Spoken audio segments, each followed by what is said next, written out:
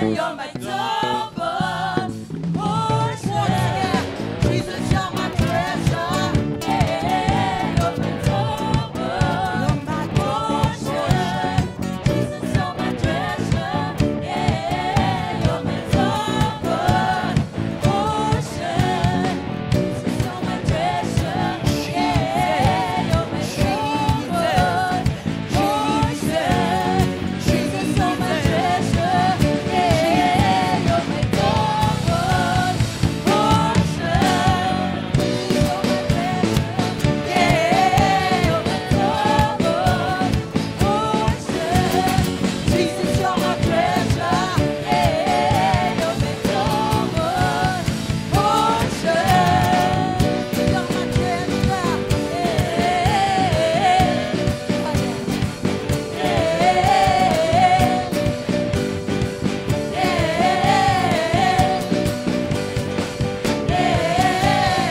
Jesus, you're my treasure. Oh, yes, God. Oh, yes, God. Jesus. Jesus. Can we shout praises? Hallelujah. Jesus. Jesus, you're my treasure, God.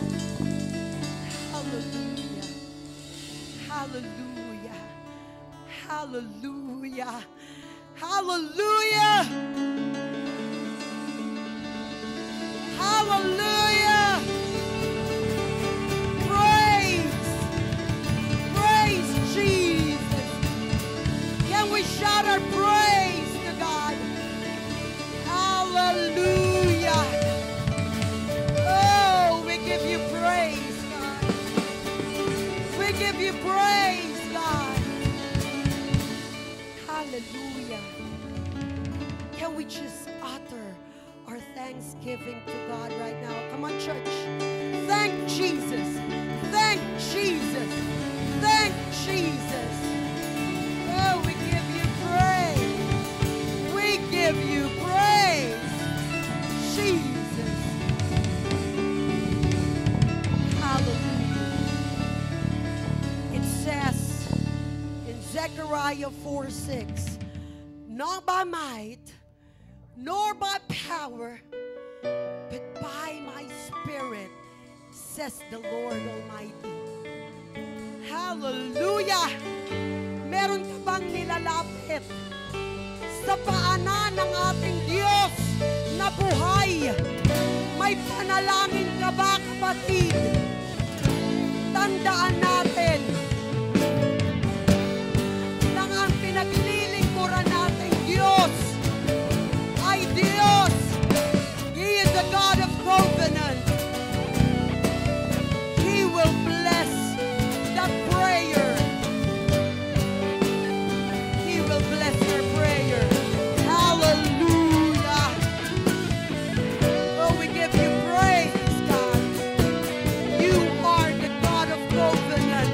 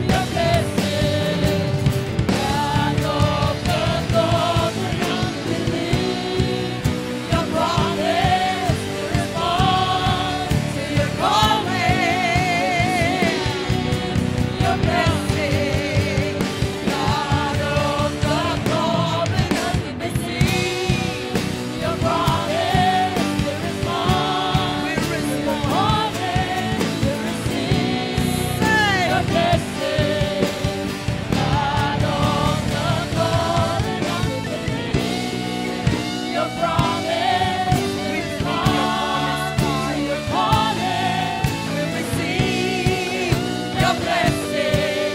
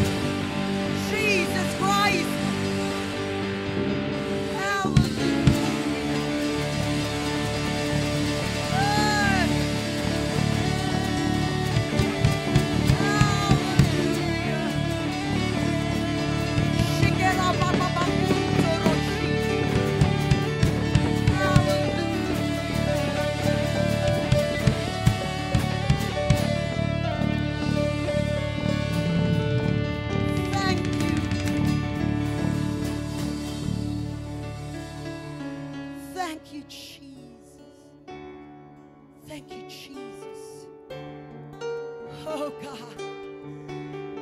Oh God. Thank you for accepting the praise and the worship of your people right now. Hallelujah. Hallelujah. Come and inhabit the praise of your people, oh Holy Spirit. Hallelujah. Heavenly Father, through your Son Jesus Christ, and by the power of your Holy Spirit, we bring back to you all honor, all adoration, all the glory. Hallelujah. Hallelujah. Hallelujah. Shall we give the Lord a big clap of praise? Oh God. Hallelujah. Hallelujah. Father, we give you praise. We honor you. And Lord, anoint each ears that as we hear your word, it will be, Father God, a tree that will bear fruit at the right time. Father, we give you all the honor, the glory that is due Jesus Christ. And everybody says and shout, Amen. So, if you have the heart po and the talent po to play in the drums, bass, and guitars po, and sa keyboard din po, and you have also the talent po to sing and to dance po, I do encourage and invite you guys to sign up po in our worship revamp po. And let's use our talent for God's glory po. Amen po ba yun? God bless you po. Maraming salamat po.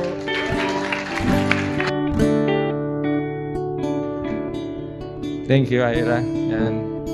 Good morning po sa bawat isa. Yan. Sige po, lahat po ng pinagpala ng Panginoon ay bigay po natin yung best clap offering. Hallelujah! We worship you, Lord. We honor you, Lord Jesus, in this place. And we glorify your name. Ayan, praise God. Sana po yung nasa dulo, kung pwede pong lumapit, wag po kayong mahiya. Ayan, lapit po tayo. Ayan, before we start din po, ayan, ngayong umaga po, meron po ba tayong bisita? Ngayong umaga po, meron po ba ngayon lang po nakadalo po sa Church of God sa Lawag? Maaari po bang itaas ang kanilang kamay? Kung ayun, praise God, meron po. Praise God. Amen. Meron pa po ba? Ayan.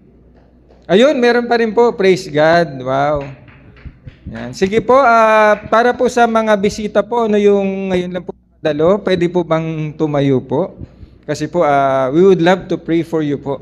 Yan, sige po. Praise God. Yan, palakpakan muna natin si Lord sa mga bisita po natin ngayong umaga. Praise God. Sige po, church, can we extend our hands po? Panginoon, minsan pong muli kami ay lubos na nagpapasalamat sa napakagandang araw na ito, Lord, sapagkat meron po kayong dinalang mga bisita po dito sa lugar nyo, Panginoon, sa inyong bahay-sambahan. Lord, kayo po ang nakababatid ng kanilang mga buhay ngayong oras na ito, Panginoon. At kami, Lord, bilang Church of God family, Lord God, ay nagkakaisa, Panginoon. Amin po silang itinataas sa inyo, Lord. Lord, ano man po ang kanilang mga panalangin, ano man po ang kanilang mga katanungan, Panginoon. Nawa, Lord God, sa piling nyo, Lord God, dito sa lugar na ito, Lord, ng Church of God, Lord, masumpungan po nila yon, Panginoon.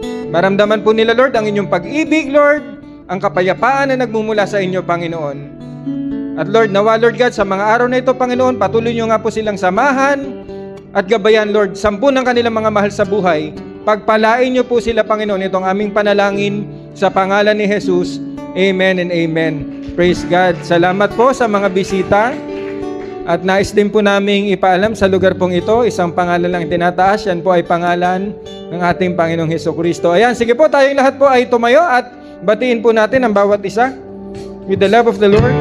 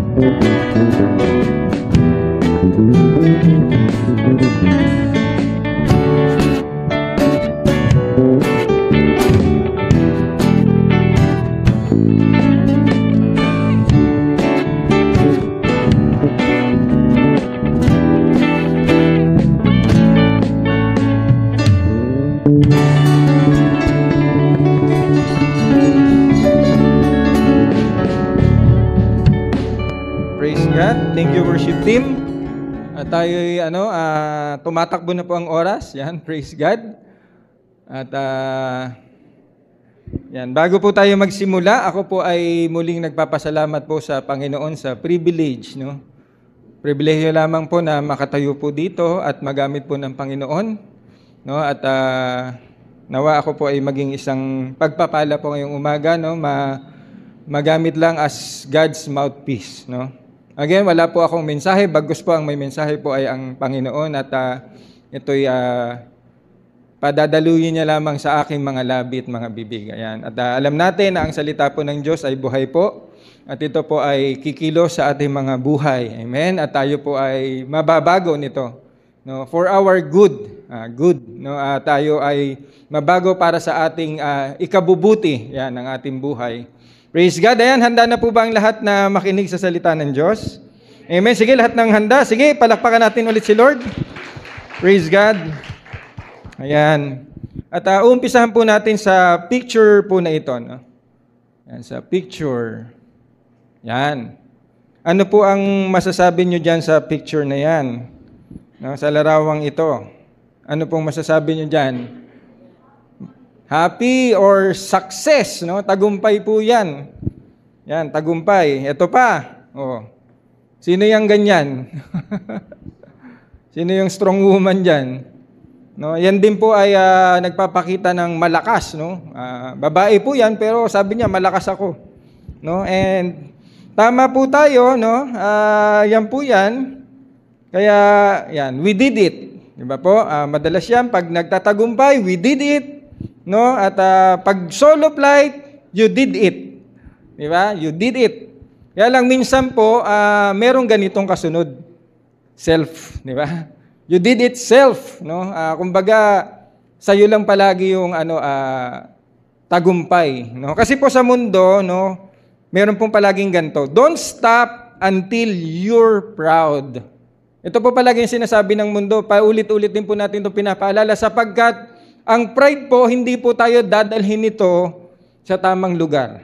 No, kaya po nandiyan po 'yan. But nevertheless po, no, ito pong pinapakita natin ay ito po ay tagumpay ng isang individual o tagumpay ng isang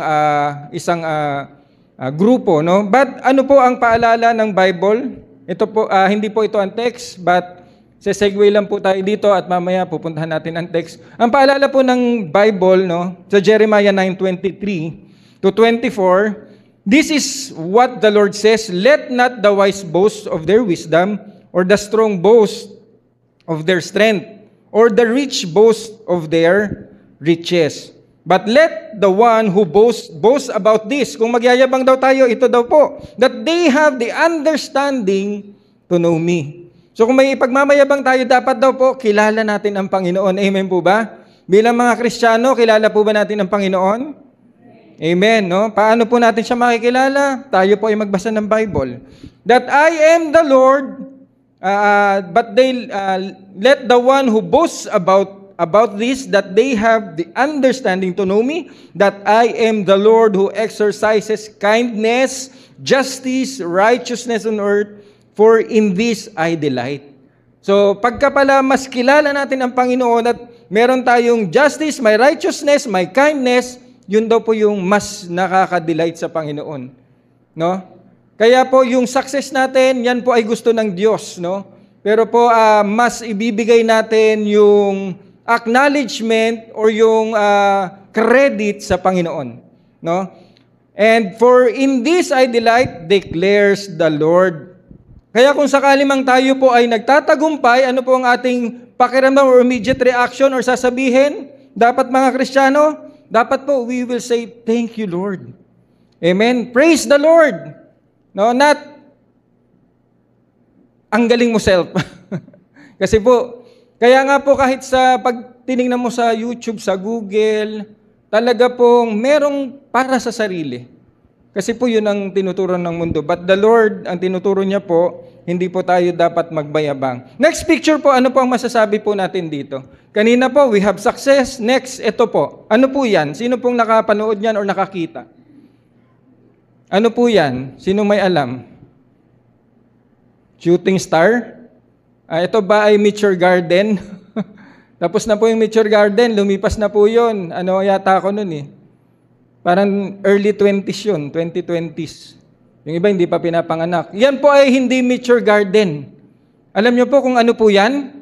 Yan po ay hypersonic ballistic missile. Na galing po sa Iran, na pinaulan po sa Israel. Nabalitaan niyo po ba yon? Na ang Iran po nagpalipad ng halos 400 missile, hypersonic, papuntang Israel. Yun po yun. Hindi po yan shooting star. Ito po, next picture po natin. Yan naman po ay sa Batangas. Landslide because of the Typhoon Christine. So recently lang. At ito pa yung sumunod. Ayan, dahil po dyan, meron pong na-stranded. Sa halip po nakauwi na po siya, kaya lang po yung bus po hindi masakyan. So sa halip na nakauwi po siya 2 weeks ago yata, na-stranded po. Dahil din po kay Christine. Next picture po natin. Ito po, dumadaan po ba kayo dito? Dumadaan po kayo dyan? Ako po, tapos na po ako dyan. Dumadaan na lang ako dyan siguro pagkakailangan na lang. Pero sa trabaho, halos 27 years po akong dumadaan po dyan. At grabe po. Yan po ay EDSA, kung hindi nyo alam, no? Meron na po bang nakaranas nito? Yan. Paalis ka na, biglang flat. Parang ako nung isang araw, pauwi, nawala ng gas yung motor. Tulak ako. Di ba po? Naplatan ka po, no? Sa halip na meron kang hahabulin na now hiring, pambihira, anong naabutan mo? Not hiring. Sabihin na lang natin. Di ba po? Ina-expect mo na ma-hire ka ngayon, in-applyan mo yung trabaho, pambihira. Pagdating mo doon, nakalagay na, pinalitan na yung W ng T. Not hiring. Yan. Paano po natin haharapin yung mga bagay na to? Kanina po, maganda po yun, madali lang po yung magpasalamat pag tayo po ay successful, tama? Pero pag dumaan po tayo rito, halimbawa kung meron kang kamag-anak sa Batangas, isa po siya dyan sa na-landslide. Paano po natin naharapin? Mahirap pong harapin ang ganitong mga bagay, no? At ang mga bagay pong ito, itong lahat pong ito, whether ang sitwasyon natin ay kanais-nais, no, madaling magpasalamat, ngunit kung di po ayon sa ating kagustuhan, paano po? Paano po natin tatanggapin ang mga circumstances sa buhay natin? Are we still thankful kung dadanas tayo ng mga ganitong bagay? Amen? Isa lang po ang nag-amen. Pero sa iba po, minsan po kasi mabigat po yan, mahirap tanggapin. Lalo na't Kristiyano tayo, minsan hindi natin maunawaan, Lord, bakit dumadanas yung Israel ng ganito? Bakit yung Pilipinas dumadanas ng ganito? Lord, pumunta lang ako sa Bicol para maghanap buhay. Bakit ko nadanasan yung baha? Na-stranded pa. Ngayon, ako'y tumaba. Panay kain na-stranded. Di ba? So, naging problema niya pa yung pagka-stranded sa Bicol. I mean, these are circumstances in life. How are we facing these circumstances?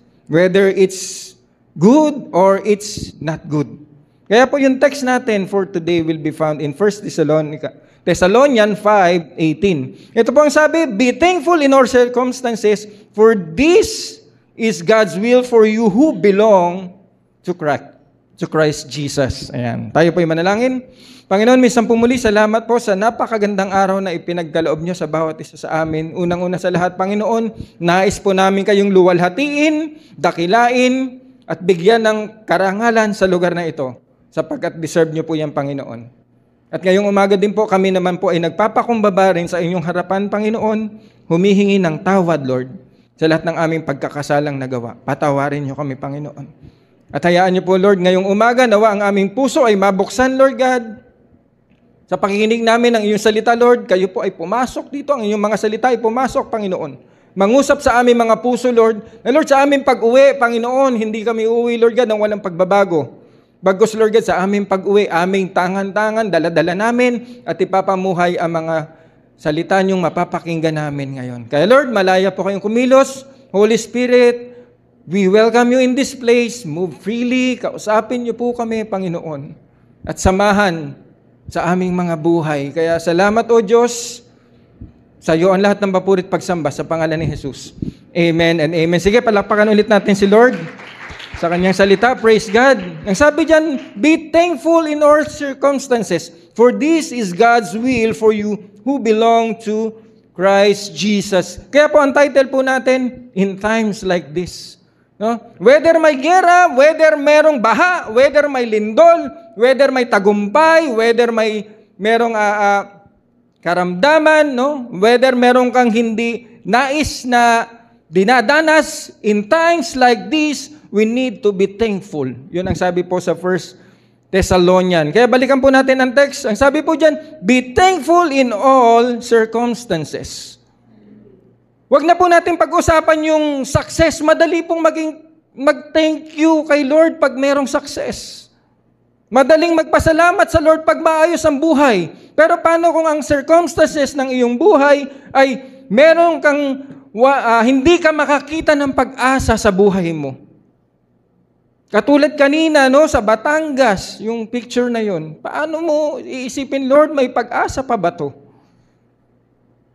Ilang kabahayan ang na-wash out? Ilang kabahayan ang lumubog sa lupa? Kung ang situation ng buhay mo is depressing, paano ka magpapasalamat?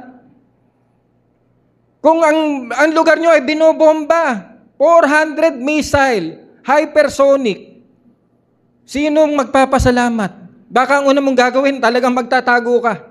At yun naman talaga, pagtunog ng alarm sa Israel, pag yan ay, gumano na, tago na sila. If the situation is depressing, if you are losing interest kasi wala ka nang makita, and if it is irritating, Lord, sobrang traffic, nakakairita naman. How? Paano natin tatanggapin yung mga bagay na yan? Mga bagay na nakakairita. At dahil nakakairita, ikaw ay naiirita na rin bilang Kristiyano. Ganun po ba? Paano kung ang isang bagay or kaganapan sa buhay mo ay painful?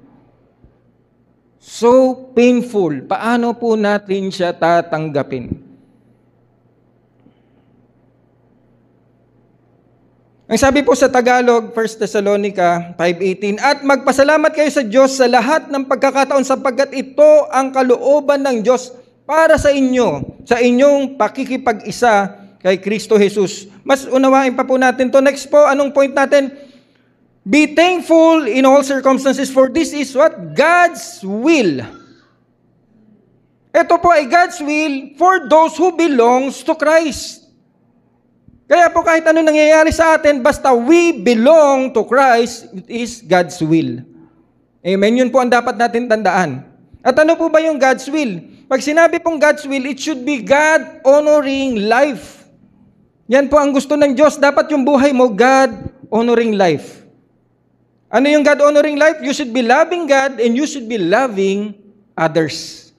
Di ba? Dalawang command na lang ng Lord eh. Mahalin mo ang Diyos, mahalin mo ang kapwa mo. And that is God-honoring life. No? Kaya kung tayo po ay God-honoring life, lahat po ng nangyayari sa buhay natin, kaloob po yan ng Diyos. Meron po siyang nais gawin sa buhay mo. His will is that we keep His commandments so that we can become like Him and experience the everlasting joy as He does. That's why sometimes po, nangyayari po ang circumstances, no? Nangyayari po itong mga circumstances, unang-una sa lahat, when God is testing us.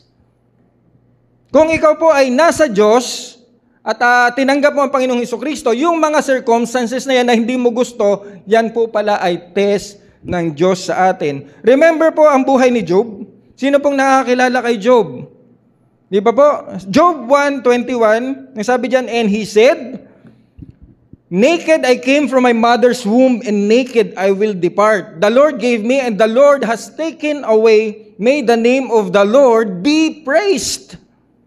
Ito po, after na si Job makaranas na mamatay ang kanyang mga alaga, mamatay ang kanyang mga anak, ang sinabi pa ni Job, naked I came from my mother's womb, and naked I will depart. Kinurse niya ba si Lord? Hindi po. Nagalit pa siya kay Lord? Hindi po. Anong sabi ni Job? The Lord gave me and the Lord has taken away. May the name of the Lord be praised. Naiintindihan niya po kasi, pag tayo po ay nasa Diyos, ang lahat ng nangyayari sa buhay natin ay kalooban ng Diyos. At meron pong purpose ang Diyos. And the purpose sa buhay ni Job, bakit nangyari yon, is to test Job's faithfulness in the Lord. Amen? That's why po sometimes it happens to us. Kasi po gustong itest ng Lord ang mga bagay-bagay sa ating buhay. Next po, paano po nangyayari na yung circumstances ay ayaw natin o ayaw natin? Because if we disobey God, no, tayo ay mga anak na ng Diyos, yes, but we disobey God. That's why when we disobey God, things happen, God correct us, God chasten us, and God punish us. Nangyayari po yan. That's why po sometimes magtataka ka, bakit gumuguho ang lupa? Kagagawa ng tao. Kwari ng kwari, tanggal ng puno, hukay dito, hukay doon, tapon dito, tapon doon. Magtataka ka, bakit nagbabaha? Amen? Punishment na yun eh. Paano? Hindi nyo naman tinatapon ng tama. Pinutol nyo na ang lahat ng puno. It is correction, it is chastening, it is punishment. Kaya po ang sabi po sa Hebrews 12:6, 8, and then let's jump to 11. Nasabi dyan, for the Lord discipline those He loves. Kung mahal ka ng Diyos, didisiplinahin ka daw niya. Sino nagmamahal sa Diyos? Taas ang kamay. Yan, dapat po lahat. Amen? So pag tayo po, mahal natin ang Diyos, pag tayo ay nagkamali, tayo ay nagkasala, tayo ay sumuway, the Lord will discipline us, for sure. And He punishes each one He accepts as His child. Kasi anak ka niya eh. Sino pong hindi namalo sa anak or nagdisiplina sa anak na alam mong mali yung ginawa at pinabayaan mo lang? Meron po ba ritong magulang na ganun? Wala po. Nung isang araw lang, yung mga pamangkin ko, nakita ko face the wall. Wala, face the wall talaga. Nakalagay, face the wall. Punishment. Kasi mahal mo yung anak mo, ayaw mo nung maling gawa nila. As you endure this divine discipline, ito po ang sabi, remember that God is treating you as His own children. Kaya pag nalampasan mo daw yung punishment na yun, divine punishment ng Diyos sa'yo, remember mo na ikaw ay tinatrato ng Diyos na bilang anak niya. Whoever heard of a child who is never disciplined by its father? Ayan. Meron po bang hindi nagdidisiplina ng anak? Wala po. Next po, jump po tayo punta na po tayo sa verse 8. If God doesn't discipline you as He does all of His children, it means that you are illegitimate and not really His child at all. So pag hindi na po tayo dumanas ng disiplina at pinabayaan ka na ng Diyos, hindi ka na daw niya anak. Illegitimate ka. Now, verse 11, no discipline is enjoyable while it is happening. It is painful. Tama. Depende yun sa dinanas mo na disiplina ng Diyos. Hindi po yun nakakatuwa na disiplinahin ka. At sometimes, sabi diyan, it is painful. But afterward, there will be peaceful harvest of right living for those who are trained in this way. Kung ito po ay tatanggapin natin na Lord, kaya po, by that discipline ng Lord, let's realize, no? Magkaroon tayo ng realization sa buhay natin. Lord, bakit po ba ito nangyari, Panginoon? Why it happened, Lord? It's so painful, pero bakit nangyari sa buhay ko? What have I done, Lord? Ganun ka agad eh. Hindi para sisihin ng Lord. Lord, bakit ginawa mo to sa buhay ko? Lord, bakit? Ano po ba ang nagawa ko, Lord? Let's realize, magkaroon tayo ng realization. Isip, at pag naalala mo, pambira, Lord, patawarin niyo po ako. Ito po yung dinadaanan, painful, but afterward, kung alam mo naman na dumaan ka doon dahil meron kang ginawa at tinanggap mo yon nang may paghingi ng tawad sa Lord. Sabi diyan, isang araw, afterward, there will be a peaceful harvest of right living. Yun ang gusto ng Lord. Right living sa bawat isa sa atin. For those who are trained in this way. Next po. Overtime na tayo. Bilisan natin. Ang sabi po dyan, be thankful in all circumstances, for this is God's will for you who belong to Christ Jesus. No? Next po, ano po? Aside from punishment, it is to prove God is God. Amen? Kaya po nangyayari ang mga bagay-bagay to prove that God is God. Hindi po siya pipitsugin na God na small g. Hindi po siya God na idol. Hindi po siya God na ribulto. Hindi po siya God na merong maraming kamay. God is God. Ito po ay para i-prove, no? Kaya po in Isaiah 45:6-7, ang sabi po dyan, that people may know from the rising of the sun and from the west, rising of the sun sa east and to the west, yun ang ibang translation, from the east to the west, from the rising of the sun and from the west, that there is none beside me, I am the Lord, and there is no other. Meron pa ba kayong ibang Diyos? Wala na. I form light and create darkness. I make well-being and what? Create calamity. Si Lord po ang may sabi niyan. I am the Lord who does all these things. Things happen because God wants to prove that He is God. Kasi po hindi na po siya Diyos sa buhay natin eh. Maliit na po ang tingin natin sa Diyos eh. Mas malaki na po ang tingin natin sa sarili natin at ang Diyos ganito na lang sometimes. That's why sasabihin ng Lord, okay, ayaw mo nang tawagin akong Diyos mo, pararamdam ko na Diyos ako. That's why po, pagka lumindol, anong sasabihin mo? Diyos ko po.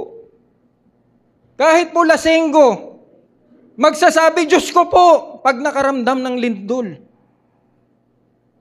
Lasenggo. Sa LRT, kwento lang ng kuya ko yun. That was 1991 yata yung malakas na lindol. Nung lumindol po, laseng daw po yung katabi niya, Diyos ko po, ba't lumilindol? See?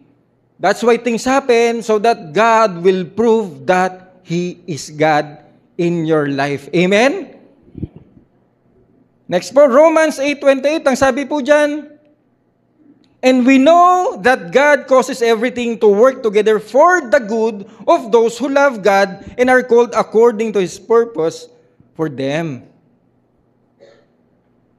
Kung maintindihan po natin at kung tayo po talaga ay nasa pag-ibig ng Diyos at mahal po natin ang Diyos, ang sabi niya dyan sa Romans 8:28, ang lahat daw po na ginagawa ng Diyos ay para sa kabutihan ng nagmamahal sa Kanya. Kahit painful, Lord, para sa kabutihan ko? Yes. Ito po ang sabi. Kahit painful. Pero nagmamahal ka sa Diyos, will niya po yan sa'yo. At hindi po natin kukwestiyonin because God is God at alam niya po ang lahat ng lahat sa mundong ito. Sa langit, sa lupa, alam po ng Diyos. And we know that God causes everything to work together for the good of those who love God and are called according to His purpose for them. Kung minsan hindi nagaganap ang gusto natin kasi may mas magandang plano ang Diyos sa buhay mo, sa buhay ko. Meron tayong magandang plano, ang ganda ng plano natin, pero hindi naganap. Why? Because mas maganda pala ang plano ng Diyos. Kaya paano tayo magiging mapagpasalamat sa lahat ng bagay o pagkakataon ng ating buhay? Balikan po natin ang text. Ang sabi po dyan, be thankful in all circumstances. For this is God's will for you who belong to Christ Jesus. At dito pa lang tayo pupunta sa ating acrostic na things. No? Para mas matandaan po natin, ngayon pa lang yung ating things to ponder. No? Pagbulay-bulayan po natin. Unang-una sa lahat, paano po ba natin mapapasalamatan ang mga bagay-bagay sa mundo, no, sa mga nangyayari sa buhay natin? Paano natin mapapasalamatan yan? Unang-una sa lahat, dapat po marunong tayong mag-trust sa ating Panginoon. Sa kanyang proseso. Trust God's process. 1 Peter 4:12-19, ito po ang sabi po dyan. Dear friends, don't be surprised at the fiery trials. Fiery trials means painful trials. Huwag ka raw masusurprise at the fiery trials you are going through as if something strange were happening to you. Lord, bakit nangyayari po to? Anak mo naman ako, Panginoon, bakit ganito po yung nangyayari? Sobrang sakit, Panginoon. So if you are suffering in a manner that pleases God, keep on doing what is right and trust your lives to the God who created you for what? He will never fail you. Why should we trust God's process? Because He will never fail you. Kung ito ang proseso ng Panginoon na dinadanas mo, yun po ay ating maintindihan kung mahal po natin siya at ito po ay hindi para tayo ay biguin. Yan po ang sabi sa kanyang salita. That's why we need to trust God. Kaya po in Daniel, tingnan niyo po si Daniel, no? 6:23, ang sabi diyan, the king was overjoyed and gave order to lift Daniel out of the den. And when Daniel was lifted from the den, no wounds was found on him because he had trusted in his God. Sino po ba ang Diyos ni Daniel? Ang Diyos po ni Daniel, the same yesterday, today, and forever. At siya din po ang ating Diyos na sinasamba, dinadakila. Kung si Daniel po ay niligtas during that time, wala rin po siyang murmur. Ang ginawa niya, nung siya po ay nilaglag sa lions den, ang ginawa ni Daniel ay nag-praise. Hindi nagalit sa Lord. Hindi nagmaktol sa Lord, bagkus nagpuri sa Lord. Ang bihira, nang makita ng hari, ni galos wala. Pero nalaglag sa kulungan ng mga leon. No wound was found on him because he had trusted in God. Second po, paano tayo magpapasalamat sa mga ganitong mga bagay? Unang-una sa lahat. Pangalawa po, we trust God's process. Pangalawa po, we hope in God. Kung meron man po tayong aasahan, walang iba kundi ang ating Diyos. Ang Diyos lang po ang ating aasahan. Meron pa po ba tayong ibang aasahan? Paalala po sa Hebrews 13:5. Keep your lives free from the love of money. Kasi minsan po, ito po yung ating pinaghuhugutan ng lakas. Pero ang paalala po dyan, love of money. Ang money po, hindi masama. Yan po ay para magamit natin, ma-enjoy, maipangbili ng mga bagay-bagay. Pero po, hindi daw po yan natin kailangang mahalin. And be content with what you have. Ano po bang meron tayo ngayon? Yan po ay biyaya ng Diyos. Tayo ay matutong magpasalamat.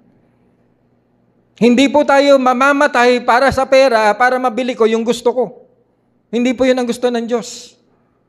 Walang masama sa pera. Again, walang masama sa success, gaya ng pinakita natin kanina.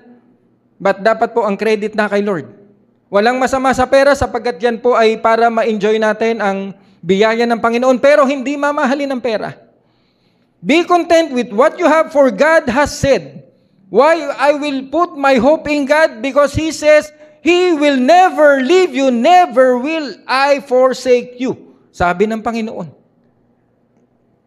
Ang iba po, sa oras ng pangangailangan mo, tsaka pa wala. Di ba po? Tawagin mo ng lahat, sabihin mo na lahat ng pangalan. Pero isang araw po, pag kailangan mo, wala. Pero ang Diyos po, ang sabi diyan, never will I leave you, never will I forsake you. Hindi kayo iwan ni Lord. Hindi po siya katulad ng ex na yon. Tapos na po yun. Why do I put my hope in God? Ang sabi po sa Isaiah 40:31, ang sabi yan, but those who hope in the Lord will renew their strength. Sino po mga nanghihina? Pagod na po ba kayo? Nakakapagod po. Actually, kahapon po yung pinag-aaralan namin, napasadahan namin yung topic na collapse. Isang araw magko-collapse ka. Kasi po, ang dami ng gusto mong gawin, ang dami ng gusto mong salihan, ang daming ministry gusto mong pasukin. Isang araw magko-collapse. Pero po, dito po sinasabi sa Isaiah, but those who hope in the Lord will renew their strength. So, kanino tayo aasa? Sa Lord po. Kung ikaw ay nanghihina, kay Lord kumapit, kay Lord tumawag, kay Lord lumapit. They will soar on wings like eagles. They will run and not grow weary. They will walk and not be fainted. Hindi po sila mag-weary. Why should I thank God in this kind of circumstances in my life? Paano ko siya mapapasalamatan kung marunong po akong mag-acknowledge sa Panginoon? Dapat po marunong tayong mag-acknowledge sa Panginoon. Kaya ang sabi sa Proverbs 3, 5, and 6, trust in the Lord with all your heart and lean not on your own understanding. In all your ways acknowledge Him, and He shall direct your path. Kailangan dating makinig din sa salita po ng Diyos. Hindi po yung tayo lang po ang nagsasalita. We need to acknowledge God. We need to listen to God. We need to read the Bible. We need to acknowledge God. Saan man tayo pumunta, ano man ang ating gawin, so that the Lord will keep us on our track. Sino po ang nawala na sino pong na-discareer na? Yan ang tanong.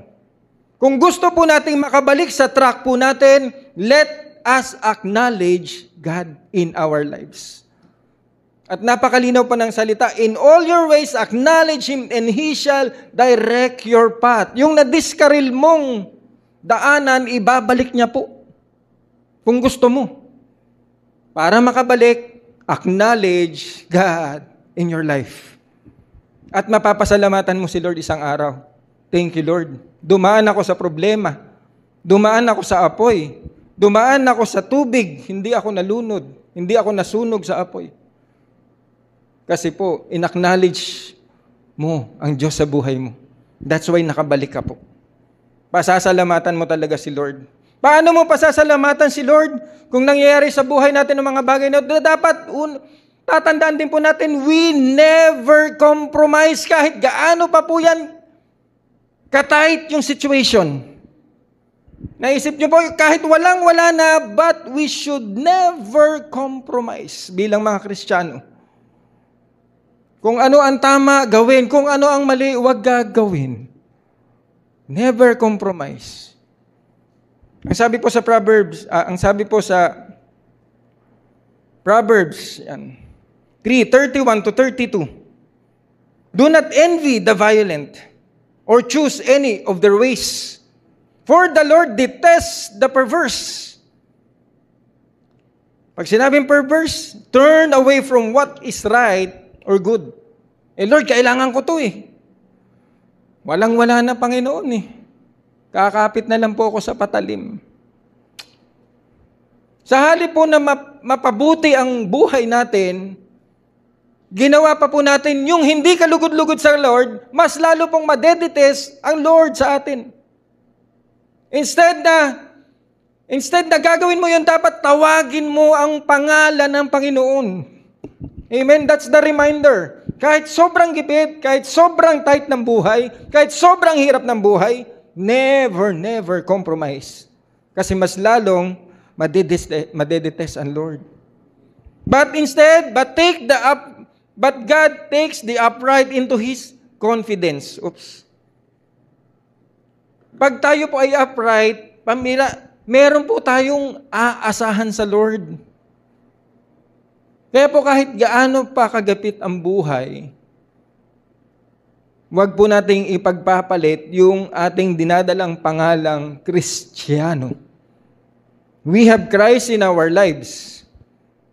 Kahit gaano pa kasalimuot, kagulo, hindi mo ipagpapalit yung daladala mong pangalang Kristo.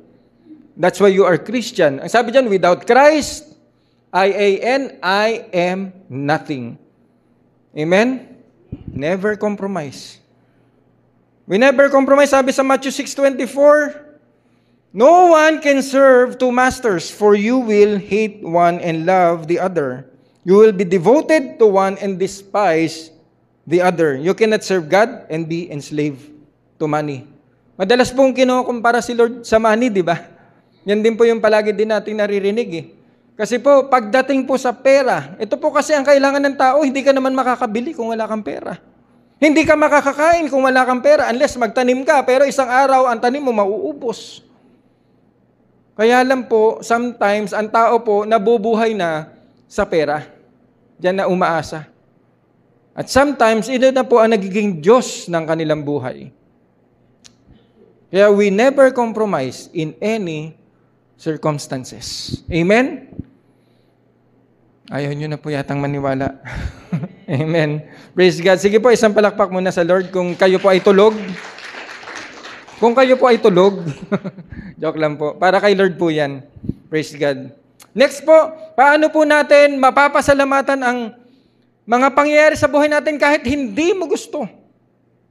Pero alam mong Kristiyano ka eh. Alam mong meron ka sa Diyos.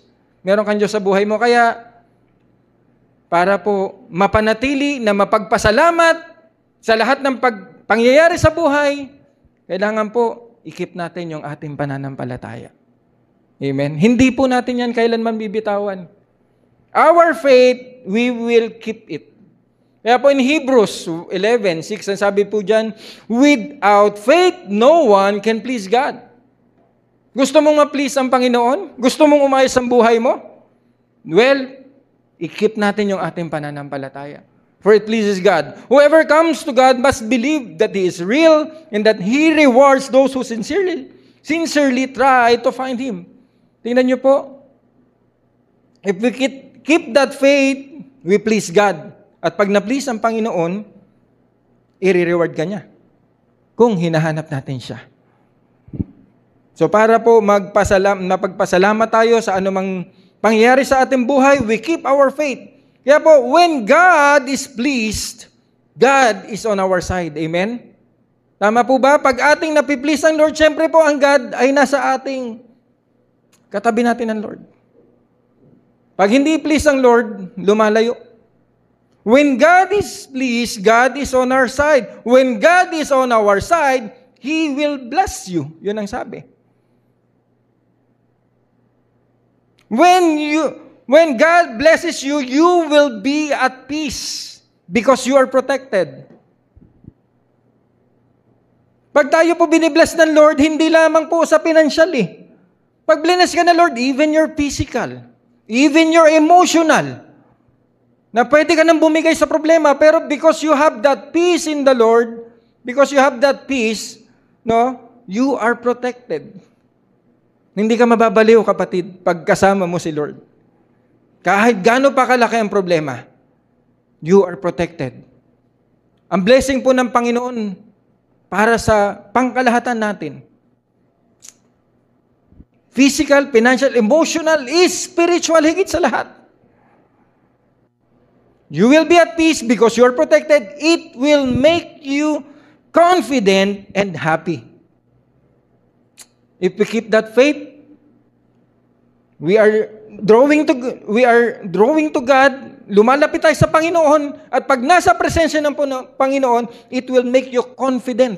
Confident ka sa iyong pupuntahan, confident ka sa iyong gagawin, at it will make you happy.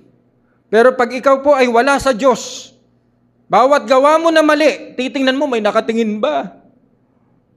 Di ba? Hindi ka mapapalagay. Yun ang kaibahan. Pag nasa Diyos, happy ka, confident ka. Pag wala sa Diyos, hindi ka mapapalagay for sure. At lahat ng gagawin mo, titingnan mo, may nakatingin ba? Nakikita kaya ako ni Lord? Let's keep that faith. Kaya nga po, ang sabi po sa awit 9:1-2. Tagalog po natin basahin, siyang naghahangad ng pagkupkup ng kataas-taasan. Kayo rin po ba ay naghahangad na tayo ay makupkup ng kataas-taasan? At nananatili sa pagkalinga ng makapangyarihan? Ay makakapagsabi kay Yahweh, muugkat kanlungan, ikaw ang aking Diyos, ang Diyos na tangi kong pinagtiwalaan. Yan po. Kung hinahangad mo si Lord sa buhay mo, yan po ang resulta. Isang araw masasabi mo, Lord, pambira, muugkat kanlungan. Ikaw ang aking Diyos, ang Diyos na tangi kong pinagtitiwalaan. Okay, next po, paano po tayo makakapagpasalamat sa Lord despite ng mga situation sa ating buhay na ganito, despite of the circumstances? Lastly po, we need to seek God first in our lives. So kalimutan mo muna ang ibang bagay. Kung hindi priority, unahin mo si Lord. Kung hindi ka nais-nais sabihin, wag mo na sabihin. Pero kung para ipurihin ng Diyos, sabihin mo. Kung ikalulugod ni Lord, gawin mo. Kung hindi ikalulugod ni Lord, huwag mong gawin. Kung pinapupunta ka ni Lord kasi, anak, puntahan mo to, i-bless mo, ipag-pray mo, gawin mo. Pero sinasabi ni Lord, huwag kang pumunta dyan, anak, masama dyan. Hindi ko gusto yung lugar na yan. Huwag mong gawin. Yun lang po ang gusto sabihin yan. But seek ye first, sabi po sa Matthew 6:33, but seek ye first the kingdom of God and His righteousness. Magkasunod po yan. Kingdom para sa gawain ng Panginoon. Righteousness para ikaw ay mapabuti. Ikaw ay maging katulad niya. Yun dapat yung ginagawa. At ang sabi dyan, in all these things shall be added unto you. Baka kaya po, mabigat ang sitwasyon kasi hindi inuuna si Lord. What you should want most, ano ba yung gusto mo sa buhay mo na gawin? Kingdom ba ni Lord o ang mundo? Ano ba yung gusto mo namang gawin? Ipahayag si Lord o ipahayag ang mundo? Ano po? Pag natuto po tayong unahin ng Lord, then He will give you these things, no? Will be added. Kaya balikan natin ng text. Sabi dyan, para po tayo maging mapagpasalamat, no? Kailangan po nating unahin ng Diyos sa buhay natin. Magtiwala sa Diyos. Yung pag-asa natin, ibigay natin sa Diyos. I-acknowledge ang ating Panginoon sa buhay natin. Kailanman never tayong magko-compromise. At yung pananampalataya na yan, kahit sobrang gipit mo na, huwag mong bibitawan, kapatid. At huwag po nating kalilimutan ang verse 16 and 17. Anong sabi dyan? Rejoice always and pray continually. Pag tayo po ay nasa kagipitan, matuto po tayong lumuhod at manalangin sa Panginoon. At isang araw, magte-thank you ka kahit gaano pa kahigpit, gaano pa ka-tight ang iyong situation. Matututo tayong magpasalamat sa Panginoon. Kaya kapatid, ngayong umaga po, tayo pong lahat ay tumayo. Tayo po ay mag-extend lang ng konti. Ngayong umaga po, as the choir is singing, no? Let's lift our hands to God. Ano bang merong circumstances tayo ngayon? Napakaliwanag po na salita po ng Panginoon. Never He will leave us nor forsake us. Kung tayo po ay magtatrust. Kung tayo po ay mag-hope sa Kanya. And God will reward those who seek Him earnestly. Kaya kapatid, baka iba yung priority natin ngayon eh. That's why hindi po natin maramdaman yung presensya ng Panginoon sa buhay natin. Kahit na Kristiyano na tayo. Baka this time po, we need to prioritize God. Ang dami na pong tawag dito. Musician, discipleship, outreach, admin, relationship department. Ilang beses na mo nag-flash? Ilan po ang tumugon? Ilan po ang tumugon? Hallelujah. Oh, hallelujah. Lord, nandito ang inyong mga anak nakataas ang kamay. Hallelujah. Tanda ng aming pagsuko, Panginoon. Lord, ano man po ang kanilang dinadaanan ngayong umaga, Panginoon. Katagpuin nyo nga po ito, Lord God. Hallelujah. At habang umaawit po ang ating mga choir, kapatid, that's the time. Ipanalangin mo sa Panginoon. Iyak mo sa Panginoon niyang kapatid. Hallelujah. Hallelujah. Yes, Lord. You are faithful, Lord God. Sa inyong mga salita, Panginoon. Hallelujah. For 1,000 generations. Lord, lahat ng may karamdaman ngayong umaga sa pangalan ni Jesus. Tinataas namin sa inyo, Lord. Pagalingin nyo. Hipuin nyo po sila ng inyong mapagpalang kamay, Panginoon. Lord, ang lahat ng naghahanap, Lord, ng kasagutan sa kanilang mga katanungan, Panginoon. This time, Lord God. Katagpuin nyo, Panginoon. Hallelujah. Oh God. Lord, yung naghahanap, Lord God, ng pagkalinga, ng kapayapaan sa buhay.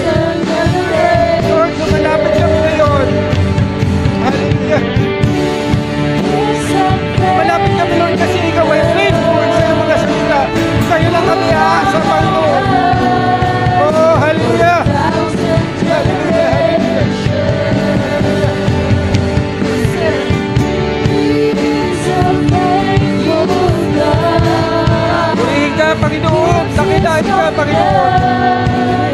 Sinasamba ka namin sa lugar na ito, Panginoon.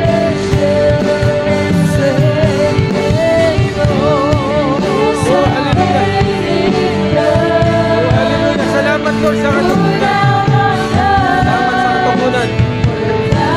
Purihin ka, Panginoon. Purihin ka, Panginoon.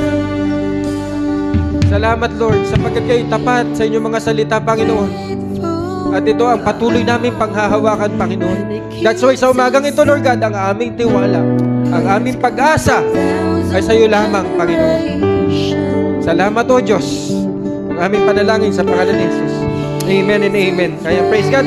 Sige, palakpakan natin si Lord. At tayo po ngayon ay dumako na sa ating communion. Medyo overtime lang tayo. Praise God. Bago po tayo mag-communion, lahat po ba ay meron na pong element? Pakitaas lang po yung kamay.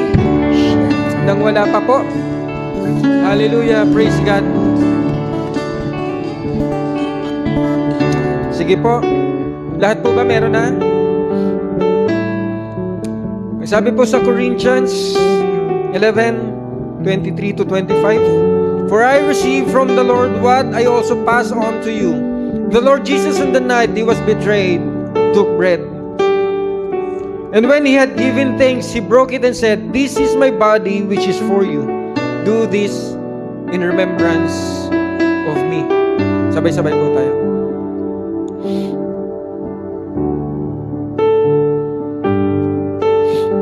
In the same way, after supper, he took the cup, saying, This cup is the new covenant in my blood. Do this whenever you drink it in remembrance of me. Sabay-sabay po tayo.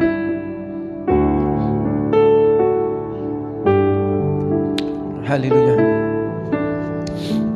Panginoon, minsan pong muli kami nagpapasalamat sa inyo sapagkat inialay niyo po ang inyong buhay para sa amin, Panginoon. Kayo po ang nabayubay sa krus ng Kalbaryo na dapat kami. Kayo po ang tumanggap ng kahihiyan. Kayo po ang tumanggap ng pasakit na dapat kami. Na sa araw na ito, Panginoon, salamat.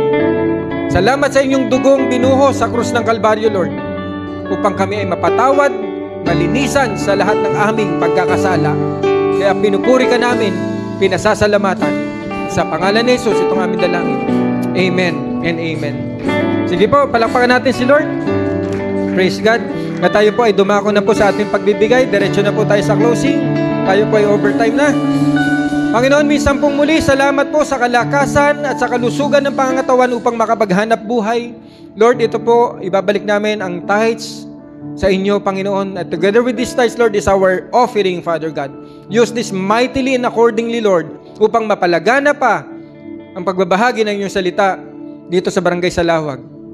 At magpatuloy, Lord God, ang Church of God Salawag ay maging ilaw at asin ng barangay na ito, Panginoon. Naway matustusan din ito, Panginoon, ang lahat ng pangangailangan ng iglesia. At nang sa gayon, Panginoon, magpatuloy po na ma-reach out ang mga taong hindi pa nakakilala sa inyo. At Lord, sa aming pag-uwi, samahan nyo nga po kami. Cover us with your precious blood, Panginoon. Ingatan nyo ang relasyon ng mag-asawa. Ingatan nyo ang relasyon ng magulang sa anak, Panginoon. At nawa, Lord God, ano man po ang aming gawin, ng aming mga kamay, saan man kami pumunta, kami maging pagpapala sa aming kapwa, at higit sa lahat, maging kalugod-lugod sa inyong harapan, Panginoon. Ingatan nyo nga po kami. Again, Lord God, itong aming sambot dalangin, sa pangalan ni Jesus. Amen and amen. Sige po, ating itaas ang ating kamay sa ating pag-uwi. Church of God Salawag, as we depart from this place, may the Lord bless you and keep you. May the Lord make His face shine upon you and be gracious to you. May the Lord lift up His countenance upon you and give you peace in the name of the Father and of the Son and of the Holy Spirit. Everybody shout, Amen. God bless us all. Hallelujah. Thank you. God bless you.